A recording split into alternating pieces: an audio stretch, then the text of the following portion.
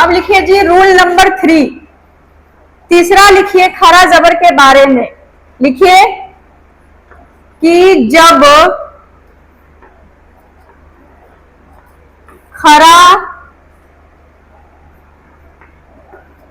खरा जबर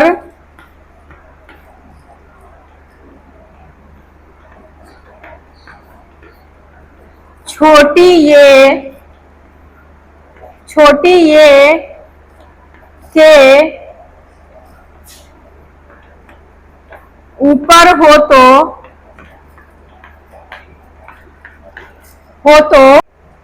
क्या है जी तीसरा रूल नंबर, कि जब खरा जबर छोटी ये के ऊपर हो तो छोटी ये की आवाज नहीं आती, हो तो छोटी ये की आवाज